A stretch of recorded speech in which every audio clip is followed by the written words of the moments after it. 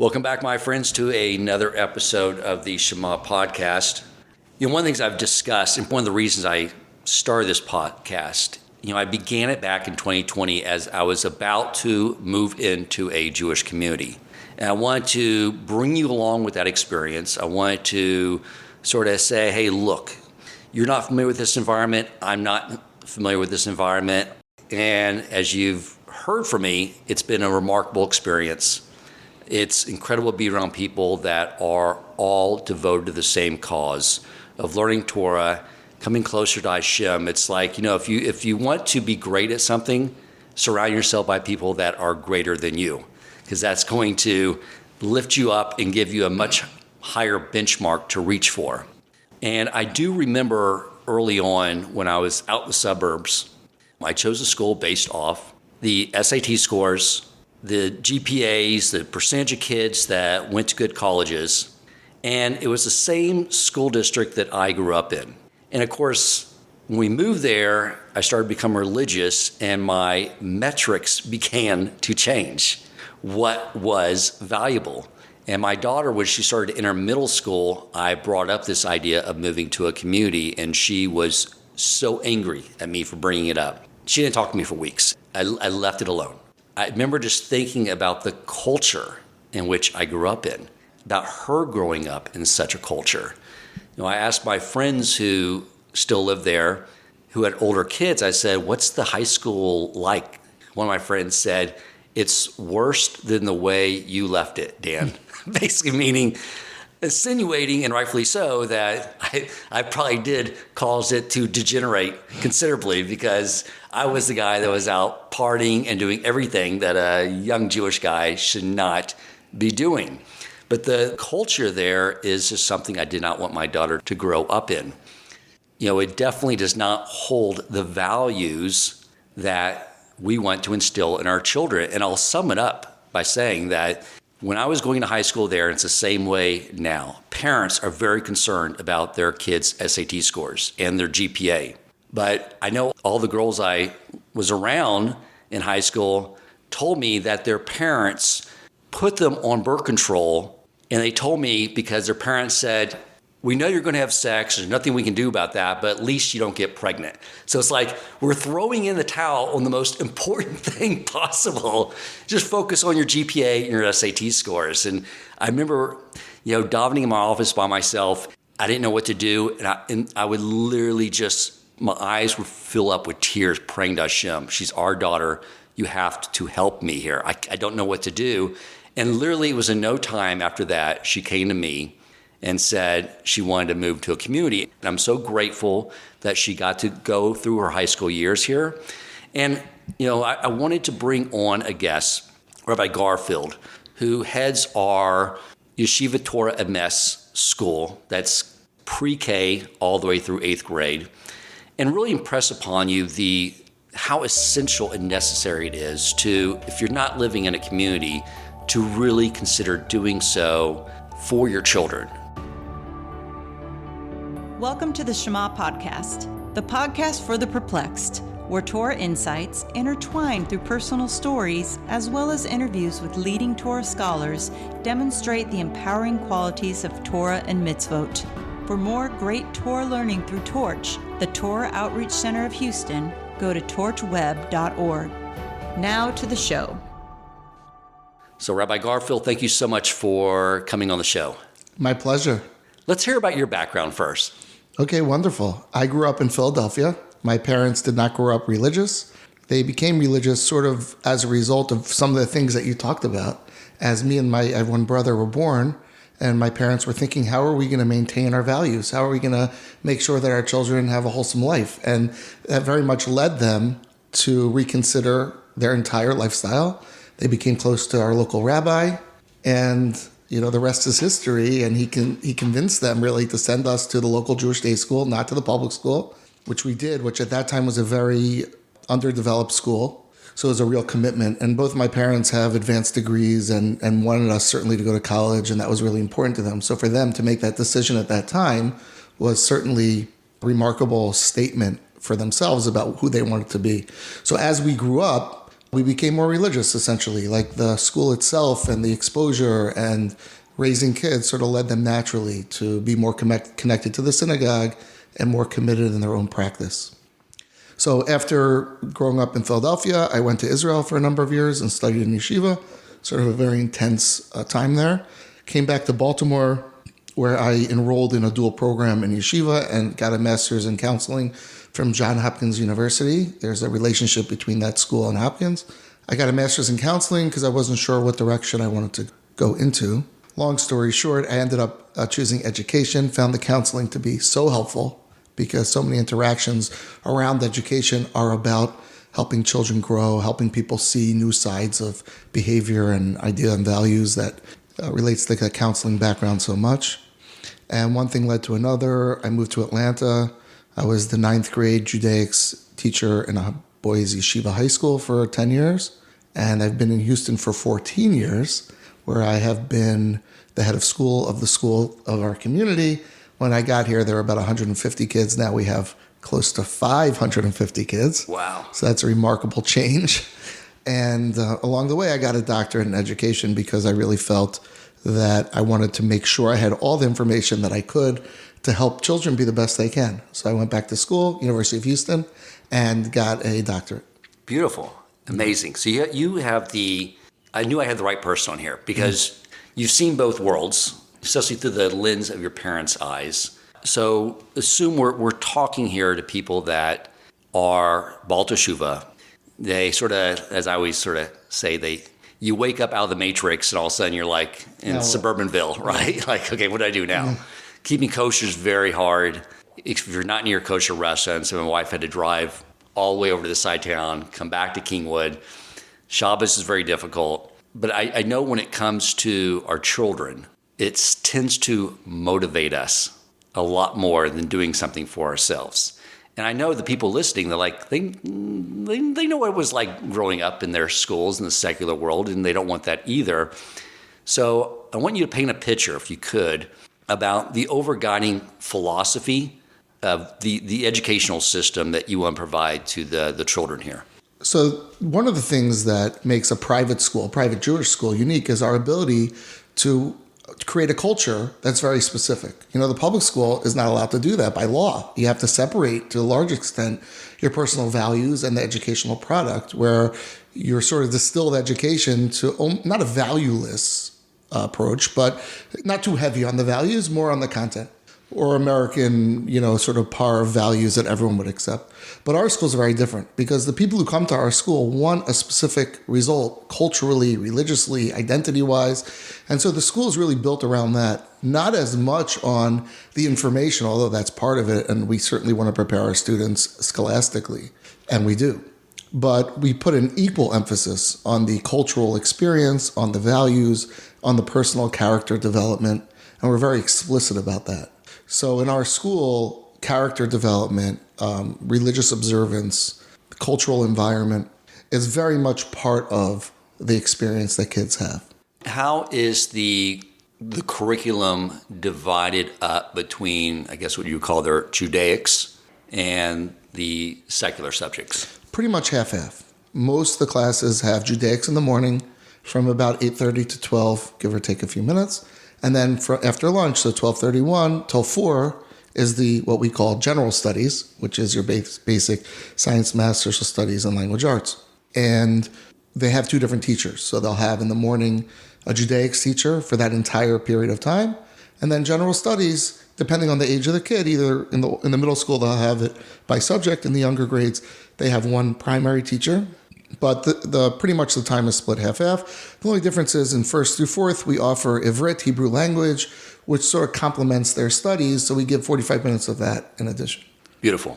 Let's talk about the separation of the sexes. Okay. Because I do know there's some Jewish schools in the area that do combine. In our schools, they separate. I want you to talk about that, why you do it that way, and why you think that's important. That's a very clear identifying characteristic of certain schools, our school being split from 1st grade on. The truth is, when I came and we had 150 kids, we only split from 5th grade. And 1st through 4th grade was co-gender, and it was fine. But as the school has grown and we had to split anyway, it was a natural way to split the grades so that we have a boys class and a girls class. Of course, now we even have 2 boys classes and a girls class, but that's a different situation. The theory being that as kids get older and their hormones begin to develop, certainly 5th, 6th grade is when it starts to appear. It's hard to maintain the kind of lifestyle that we're hoping that our children maintain if they're being tempted and engaging and getting so close to the forbidden fruit than saying don't eat it. It's like you have to be realistic. Sort of like what you were saying in your introduction about the parents who are being realistic about the experiences their kids will have. Right. If you're in a secular high school with teenage boys and girls and there's no restrictions and no expectations of behavior, well, things are going to happen, right? Accept that reality. So that's sort of the same attitude, except taken to a different level where we say, listen, if we really want our students to maintain this level of purity where they're not overwhelmed by the opposite sex, or it doesn't become the focus of their lives and cause them take up a lot of space that would be distracting from their other areas that they need to develop, we need to protect them from that. It's an unfair expectation to put them in a co-ed environment and say, but don't become overwhelmed by that. I mean, that's not realistic. Right. So the whole school is sort of set up to say, listen, now is not the time to engage the opposite gender. So we put you in a separate class, even a separate hallway, one day even a separate building perhaps, to say, listen, just try your best. And even with that, certainly we know that boys are thinking about girls and girls are thinking about boys. But to the extent that we can limit that exposure and therefore that focus, it gives them the space and the ability to think about other things like study, growth, character development, family. Right. The things that have lasting appreciative value to them versus the things that really don't add any value. Most and now high some school. people might say, well, how do they ever get married? How do they know how to relate to women? So, the reality is we live in families that have brothers and sisters and mothers and fathers, and you live in a world with cousins, and there's plenty of exposure to healthy relationships and living, and it has not been an issue at all. I mean, there are people who struggle, but they would struggle regardless of that if they don't have the proper skills or social acumen to navigate complex relationships. But in terms of exposure, they get plenty of exposure through natural living, and they get exposure to healthy relationships. And so that argument, although I can understand why someone who doesn't really know the system could see that and say, well, how do they get to know a girl? But I could tell you from personal experience that it's not really an issue. You're exposed to girls plenty just by living life. And when it comes time to focus on the female relationship or the husband relationship, you're able to step up to the plate very easily. Right. I don't think there was anything I learned in growing up in middle school and high school with interaction with girls that my wife would say that was highly valuable to you now as a husband. Right. In fact, you could argue that it's contrary because, the expectations and the standards and the respect one gives to the opposite sex might not be what you'd like to see in a life commitment relationship. Right. So exactly. you don't get those bad practices or values, right? Yeah. I was just thinking like they had dances in public school in like 6th grade. It was like it was back when the Urban Cowboy movie just came out, and there was a dance, and I was like freaked out. I didn't want to go to the dance, but peer pressure to go, and I had to ask a girl out. Right, so you wonder what's the expectation of you. You're a 6th grader, and you have to go out, and you're pretty close to a girl when you're dancing, right? You're really feeling the bodies are interacting and all that stuff. Like, what's the expectation that won't inspire you to look for more of that? Right. That won't get you excited about that and ask and like almost require you biologically to seek that out over the next 10 years of your life? I mean, who are you kidding? It really, the more I look back on it now, it's one thing when you start learning Torah and you look back at the world through Torah and you're like, the things you thought were normal, you realize they're totally insane. Because why would you purposely institutionalize putting kids in that situation with all the dances? Unless you're happy with the result. So let's jump to the end. What is the result? Well, the result is in high school, you have to give birth control. So is that what you want? And what does that do to the relationships? So if you're able, as a parent who's listening now and is thinking about children who are younger, so think about where do you want this to end? Where do you want this to, play out? And if that's not where you want to go, to that high school where you have to do that, well, how are you going to direct your children and your family's values not to end up there? And that's where the school comes in. Right. Because I think that everyone listening wants to instill real Torah values in their kids, obviously. But to say, well, we'll do that at home is fine, but they're still going to need to go to public school. But then it's like, we all know that to be influenced at that age, spending 8 hours a day with non-Jewish kids in a secular school, that's a lot to compete with. I don't care how great of a parent you are. That's almost a losing proposition, a losing battle, if you will, to put your kids in that situation. Yeah. I mean, parenting in general is almost a game of statistics. You never really know the cause and effect. It's not so clear, anything you do. Like as a principal, sometimes I'll see parents who I would think are not the best parents and their kids are doing wonderful. And then parents who you'd think are doing all the right things and it's not working out right now for their kids. So it's not so clear, the cause and effect. But as parents, like in anything, you have to do your best and put your best idea forward. Right. So to that, I would say, yeah, if you want to put your best idea forward or do make your best effort, you want your kids to be in an environment that reflects your values and in a real way.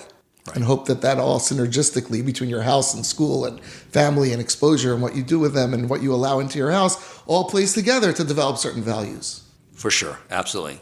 And talk a little bit about just being able to experience the times of year with classmates that are all experiencing those times of year. Because when you're growing up in a secular school, the times that are highlighted are Thanksgiving, their Xmas holiday, and they're surrounded by that. And you feel like an outcast, right, trying to observe your holidays. And you got to get special permission from the principal to take off if you want to go to your synagogue's services, during Rosh Hashanah or Kippur. I mean, talk about just the impact of actually being part of a community where the kids are growing up, experiencing the years, different holidays, things of that nature. So the holiday is really a primary focus of all of our extracurricular programming. Like we'll look at the month and see what's coming up, and it becomes a whole celebration, a whole school-wide celebration, whether it be themes of the projects in the classroom and the study. We'll make sure we go over all the laws and customs prior to any particular holiday, and you really get to feel it and experience it. The smallest part being that we give off at the appropriate time, so there's no stress around that. But much more than that is the energy, the build-up, and the excitement that becomes part of the ethos of the school as we lead up to it. So we just finished Hanukkah here, as we're recording.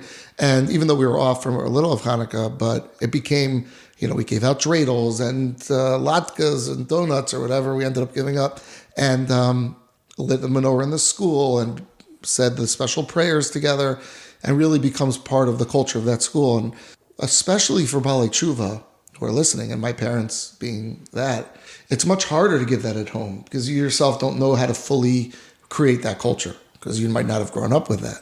And that's why the school becomes so important as a partner in that, to create and to give you sort of the material and the energy with which you could bring home to create that environment. Very true. Our daughter who did her high school years here knows more halakha than we know, like she said, which is great. Like when, especially around the holidays, because she'll say, "Why are you doing this?" or "What are you doing that?" or she'll bring projects that you could put up on the walls, or whatever. She's able to bring that culture from the school into a home that might not know how to do it as well. And my mother always says, there's a word in Hebrew called yichus. Yichus means your lineage, like who is your father, who is your grandfather, and people want to say, "Oh, my great grandfather was a great rabbi," or whatever. So my mother got this from our rabbi. He said, "Your yichus is your children and your grandchildren." Like that's what you don't talk about the last generation, you talk about the future generations, because that's where your yichus is going to lie. And it's a big responsibility, of course, on me. But the idea being that by providing us an education, a real robust Jewish education, we're really able to build a future for our legacy as a family. Beautiful, beautiful. Yeah. Do you see that as the kids graduate the 8th grade, are there some that are sort of on trajectory to go to yeshiva? Is that the goal for all the boys to go to yeshiva, girls go to seminary? Do some of them go to college first or post yeshiva? How do you cater? What are sort of the mix there of what post-school goals are for the families and the kids, and how you accommodate those different pathways? So generally, the younger the educational system is, the broader you could provide. So like a preschool, you could graduate kindergarten, you can go anywhere, right? Like, it's not like we've limited you in any way. You got the letters, you're good to go. At the end of 5th grade, a little less limited, but still pretty much you're good to go. When you graduate 8th grade, I'd like to think that our students could go anywhere still, that we've provided them sufficiently on both sides of the curriculum, Judaics and general studies, that should they choose a high school that has a heavier dose of either, that they'd be able to be successful. And we have anecdotal evidence of students who've left our community schools and gone on to schools that are more academic, either on the Judaic side or on the general studies side. In fact, we had recently one of our graduates become the valedictorian of a very academic school in New York with our 8th grade education. So even though she's obviously a strong student, the idea is that she had the sufficient background to be successful. And we've also had boys go to very religious schools where they excelled with our background. So really the goal of a community day school is to provide sufficient content in both Judaics and general studies to make the choice that you want.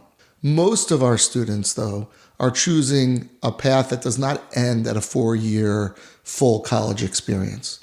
The Orthodox Jewish community has figured out ways to get the benefits of college without the exposure and what we would consider the cultural negativity of college. Right. There are many, many programs around, whether it be Yeshiva University or Turo or other programs like that, where you could maintain a religious environment and go to college. Plus, you could get credit, and this is like a huge boon for our community. You can get credit for time spent in yeshiva studying Talmud in a traditional way. You can get 60 credits towards your undergraduate transferred into a college, depending on the college. Amazing. And that gets you halfway there before you even step foot in the college. Wow. Yeah. And so I would say that's more of the path that our students would take. I mean, think about the trade-off. I mean, like the first 2 years of college, a lot of the undergraduate work is a lot of nonsense. Right. And to fulfill those first 2 years of your kids learning Talmud, which is a comprehensive source of all wisdom. Correct. Now, not every university will take those. It depends on the university. It depends on the program. If you're doing pre-med, it won't fill certain requirements. So it really depends. But if you're a intelligent, driven, ready to work kind of kid, and you spend 2 years in Talmud or however many years, college is a breeze. And it's not uncommon for people of our community to end up taking the MCATs, the LSATs, or CPA, or whatever they're going to end up doing, and breeze through it, and then get into the highest schools and do excellent, because that's just the nature of it. They're smart, they're driven, they have a lot of intellectual experience, they have great work ethic, and college at that point becomes a very sort of easy side thing. I had Rabbi Nagel on several years ago to talk about this subject, and he really got me to realize too that the purpose of gaining wisdom for us is to refine who we are. And that's not what college is about. You go to a few classes and then you go act like an animal and go get wasted and do everything else. So over the last year, we've got an entirely new perspective about the U.S. educational system and things we've already sort of known about. So it's great that our kids now have those paths to become professionals, get that time in yeshiva, which, once you start a career, you don't get that opportunity again. Let's talk about how many teachers at YTE actually live in the community. So on the Judaic side, which is, let's say 50%, more than 50% because of the preschool, everybody pretty much. So, and then on the general studies program, I'd say 40% live in the community, 60% are not Jewish or don't live in the community. Altogether, you're looking at 70% of our overall faculty, give or take, live in our community. I think there's a great benefit to that. Like my wife teaches kindergarten at your school. And she does an excellent job, I must say. Thank you. She takes great pride in that. She's there because these are her friends' children. And I know that's the feeling of all the teachers there. Like, I'm teaching my community's kids. And I think that's something that should not be overlooked at all, how beautiful that is. Right. I will say that everybody who is in our school really wants to give 110% to the kids, whether you're part of our community or not. That said, it's hard to find quality teachers. And when people like your wife and others who could teach in different places or could do other professions, So you know what? For the value of the community, for the value that it does for everybody, I'm willing to give up. We have a nurse. We have 2 nurses. We have an OT, and we have a speech therapist who all have moved from their regular profession to be teachers at our school. Wow. And besides the fact that they bring great skills with them from outside, but it's because of that commitment to the community. There is a value of being in a place with your children and their schedule and all that stuff. We're very appreciative of the people who are willing to join us in our important mission. The one thing I immediately sensed when I moved here is that unlike living in other areas, when you move here, it's Right. you're part of a family. Right. It's just part of an extended family. And I think, for those listening to understand how beautiful that is to bring your kids up in such an environment, Doesn't such a happen learning anymore. environment. My wife worked for HISD for many years and as a speech therapist. And kids don't have friends at home. They go home at night and they're in their house. There's no outdoor. You don't go outside. There's no one around. In our community, you're out you live on the street with all these frum little kids. They're all outside playing, and it doesn't happen in America anymore. It's just not part of the culture. Yeah, it's one thing my dad, who was very skeptical when my whole journey, like, what are you doing?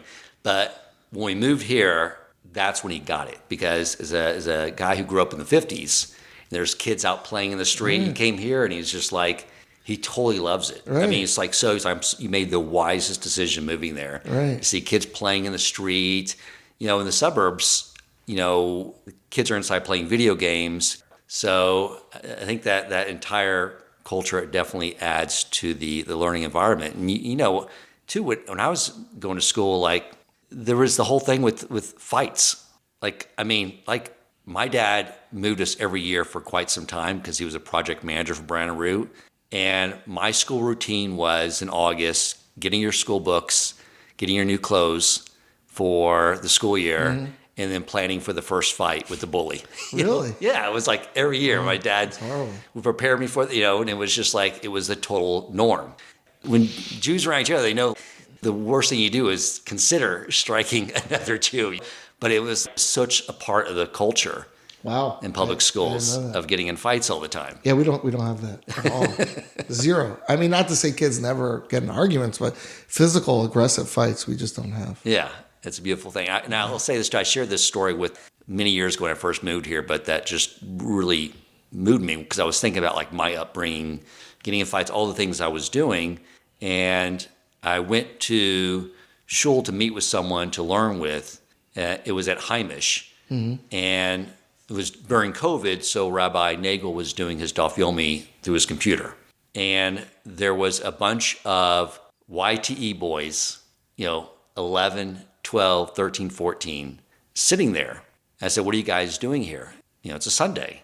He's like, well, Rabbi Nagel's going to be doing a Daf Yomi. We wanted to listen. It just like brought tears to my eyes. I shared it on a podcast back then. Like, how beautiful is that? Think about it. We have Welch Middle School over here, okay? If you ever drive by, you could see the feeling that you get from those kids, whatever. But in our school, I could say with absolute confidence, we have 0 drugs, 0 alcohol, 0 fighting, 0 cursing, 0 smoking, 0 sex. I mean, 0. Yeah. 0. And like that's standard in a today middle school. For those who are a little older, you have to understand middle schools have become what high schools used to be. Middle schools are not what they were when we were younger. Right. Middle schools are now, 7th and 8th graders are very developed, and there's a lot going on. Yeah. So yeah, it's really a strong contrast. I get to Masifta to teach the economics class. We were discussing day one what to call me. 'Cause I said the boys at Heimish called me Dr. Dan just because Dr. Dan, it sort of rolled off the Nice tongue. rhyme. Yeah, I was like, whatever. They gave me a doctorate degree. My mom was proud. Mazel tov. I said, Mr. Coleman sounded weird, but they were like, can you just call me by my first name? Like, no, we do not do that. And if I'm walking through the doorway, they're very like, I go through first. Right. Like, when it's... Yeah, when I give tours to my school, we still have a custom. We stand up when a rabbi walks in the room. Right. Like, that's unheard of, unless maybe in court for the judge, right? Yeah. Like, that whole idea is like, what is there? People are blown away by that. Yeah. But it's part of that culture that we're trying to maintain or create. And the idea of respecting things and values, it's really who we are. Yeah. I mean, the level of respect they have for their teachers is not what you see in the outside sector. And by the way, that is something that attracts people to our school, besides the financial, like the fact that they might be giving up on certain financial aspects. But, think about working at Welch Middle School versus our school. Even though you might get a little less money, there is a value in terms of the job experience. So for sure, we do have that going for us. For sure. For all you potential teachers out there, give me a call. What do you see as some of the challenge in a growing community? Like you said, you started 14 years ago with 150 kids. Yeah, that's when I got here. The school was it's now 550, and I know it has to be geometrically growing because it seems like almost every other day I see an email come out with a mazel tov. Yeah. Someone had a baby. It's very bottom heavy. I mean, finances is a huge challenge for us. Part of our commitment is to provide a Jewish education to all the children that we could help, regardless of their financial station. And people have larger families, and especially younger families. They have larger families, and they're young, so they're building up their careers, and they don't have the funds to cover the cost per kid. It costs about $12,000 per child in our school. Our average income is less than half of that per child. So we have to raise, as an institution, a lot of money to compensate for that loss and provide an excellent education, because we all want to make sure that if we're going to provide the education, it do the job and prepare these children for a successful life. And to do that, you need the proper ratios of teachers to students. You need the proper resource room. You need to have a mental health professional. You have to have the right number of administrators, et cetera, et cetera, et cetera, which all costs money. So we're committed to that level of excellence, and we're committed to subsidizing the parents who can't afford it. So that creates a constant strain on everybody. Parents have to extend themselves a lot to pay what they can, and the school has to extend itself a lot to cover that extra. And I would say that that's a very significant challenge, an ongoing challenge, because you're always trying to figure out, should we invest in this expenditure? We want to expand the program. We want to improve it, but it costs all this money. And how do we balance that? And it's a constant challenge to find that balance. Because that is a key attribute of our private schools, is that we don't turn people away who can't pay for the tuition. Correct. Everyone comes, and then we come together as a community to figure out how to fill in the gap. Correct. Which is quite amazing. It would help if we could use our property taxes. There's talk of a voucher system being developed, and let's see. Hopefully it'll come. That would be wonderful. That would be a game changer for us. Let me ask you this, Rabbi Garfield, since most people listening are probably like me, where the two metrics, before you become religious is SAT scores, GPA, going to good college, and now they're realizing there's some more important metrics as well, but you don't want to give up the ability. You want your kid to be positioned if they want to go to college and medical school or law school or whatever, amen. We could use some more professionals in the community. How would you say your general studies stack up to the public schools that are available? That's a really important question. And if I can make the question harder before I answer it, we have half the time. We're doing it in 3.5 hours when a public school is usually doing 6 to 8 hours. So you could ask, how do you compete with that? And that's a very fair question. And a lot of times when we'll buy a curriculum, a math curriculum, a language arts curriculum, it's meant to be done in double the time that we have, because in a public school, they have double the time. Right. So it's definitely something we're aware of. The bottom line is that there is a lot of unnecessary part of the day that doesn't directly relate to college preparedness that we just cut out. So our classes are very focused on the key skills that one needs to succeed long term. And that's really what we focus on. There's a lot of research on that. The primary things being critical thinking, language arts, and math. If a person is able to read well, write well, and do math, they're going to do well in their SATs, they're going to do well in high school, and do well in college. And that's a research-based metric. And we also give standardized tests that are compared to other private schools. We use the MAP testing, which is a very popular testing. And our kids do great, and we could see how they do. I would say the average class is 65 to 70 percentile, which is decent for a private school. It's just people who are taking the MAP test. And then, of course, there's a range within a class. Some kids do really well, and some kids do worse than that. So I would say that, to summarize, by focusing on the most critical elements of the curriculum and working really hard to make sure our students master those, we have found that they really are able to excel. Like everything, though, if a person has an affinity towards science, let's say they want to, it's a little early to do this in elementary school, but certainly in high school, if they want to become a doctor, there's value in investing a little more in exposure to higher level science. Our schools are not providing the higher AP level, science experiences like you would get in the public school. But short of that, a motivated kid who's doing well in our system will be ready to take on any academic challenge that comes their way, and that's been proven over and over again.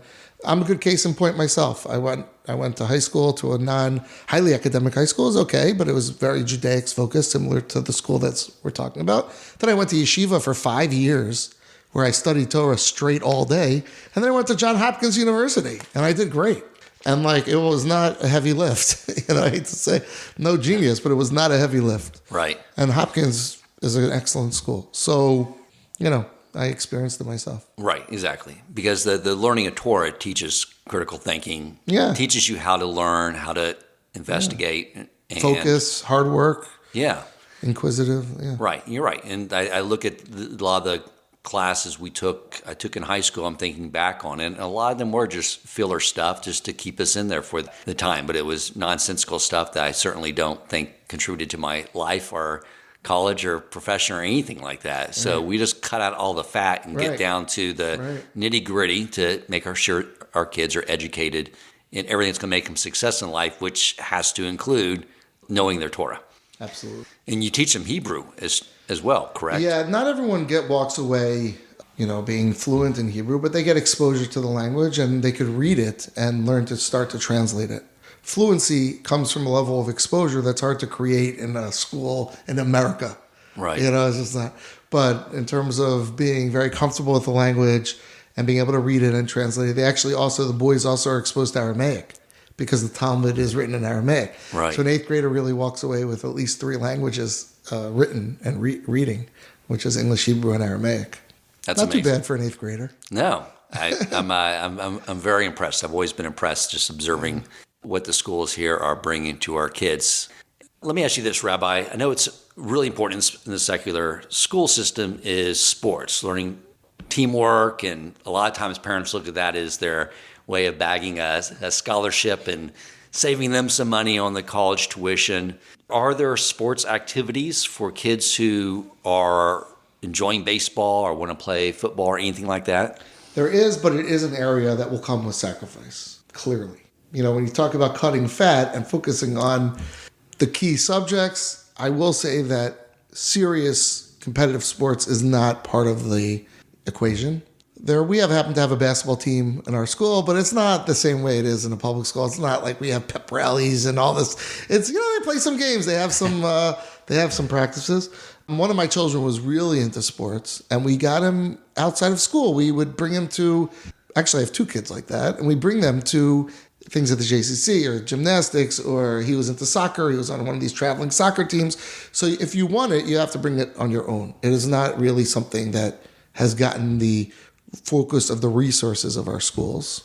And that's a fair point. Okay. All right. I think that's fair. You're carrying on the tradition of teaching young Jewish people not to be professional athletes, but to own professional athletic teams. Well said, Dan. Well said, Dr. Coleman. Well said, Dr. Dan. All right, Rabbi, I think you did an excellent job. I really appreciate you coming on. I hope the people listening, if like I said, I get it, uplifting your life, changing where you live, all these things. It's scary. Change is scary. But, as you look at your children and think about how you want the best for them, I did this episode as I wanted you to really consider making that change, as difficult as it may be, for the sake of your children and letting them grow up in an environment which I think you can tell from talking to Rabbi Garfield is something that will really be of a tremendous benefit to them. And I can assure you it will be a move that you will not regret. So thank you, Rabbi Garfield, for coming on. Thank you so much. Thanks for having me. It is a really important thing. So important that I've dedicated my whole life to it. So it's pretty important. Nice. Then thank you for doing that. If you enjoyed this episode, please consider supporting Torch so they can continue to spread Torah wisdom to the world by making a donation at torchweb.org and clicking donate in the top right corner of the page.